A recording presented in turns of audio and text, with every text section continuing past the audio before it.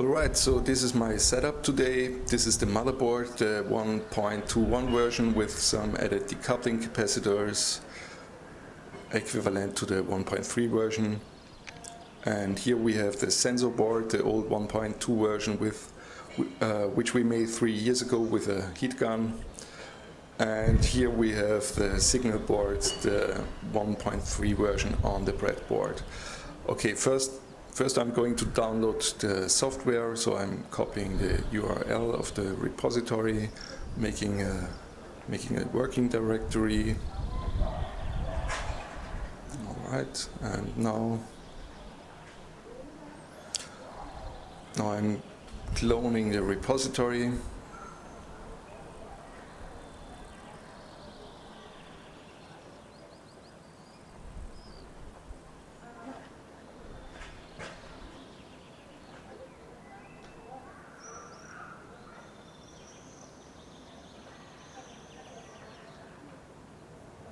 I'm loading the 1.3 version of the firmware.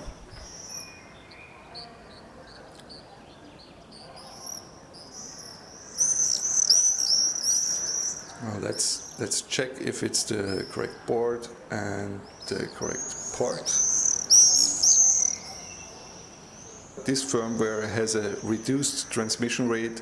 I decreased it to 115,000 baud as the patched FTDI driver causes problems since the last macOS upgrade. Until I have figured out what exactly causes the problem, we will stick to the standard Apple FTDI driver. The reduced transmission rate, of course, reduces the frame rate from about 25 to 11 frames per second. Now I'm going to start the monitoring software.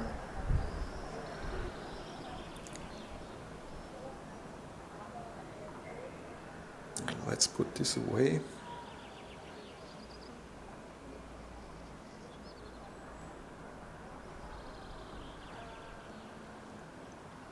Good, we are receiving something. Let's adjust the frequency and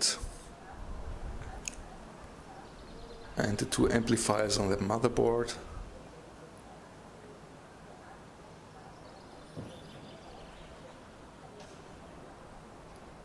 So I'm basically holding my left hand on the touch matrix and trying to find a configuration where I can see it.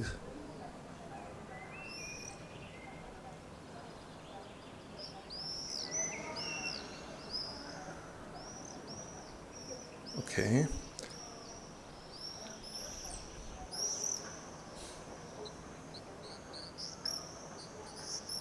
So you can see that we have some background noise. We are trying to get rid of it through calibration. This can take a few seconds depending on the size of the touch matrix.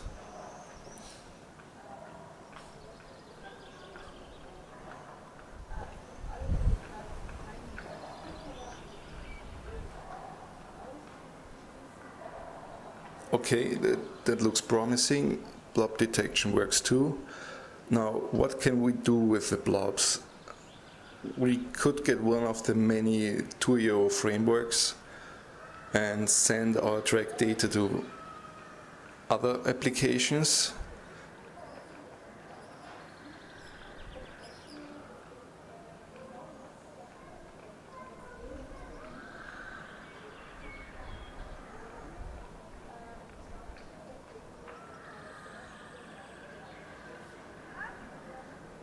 Someone asked me if it's possible to connect Wiretouch with Max MSP, so here's the link. I myself don't own a Max MSP version. I think it costs about $400 US at the moment. So I will show you something more simple, a little Python script I wrote a while ago. So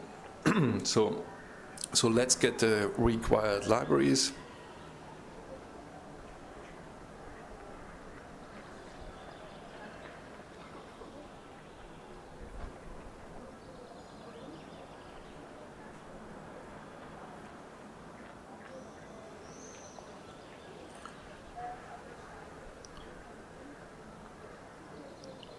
Let's clone the repository again.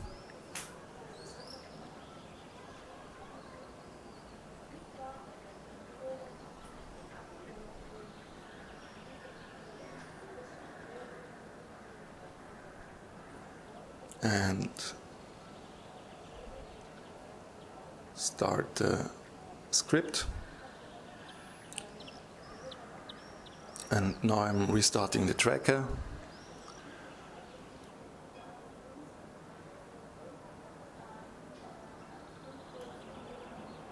And what we can see now are the coordinates which are sent from the monitoring software to the Python script.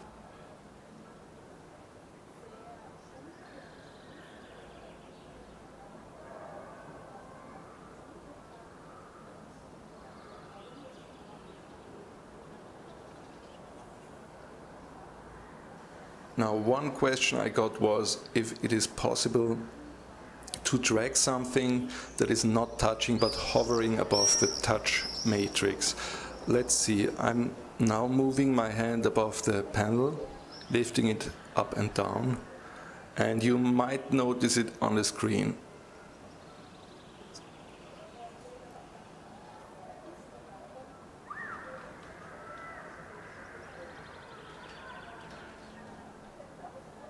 So what I'm going to do now is to reduce the number of cross points on the matrix I'm measuring. So instead of measuring 704 cross points, we are only looking at one single point. This is basically the measuring main loop. So we upload the changed firmware.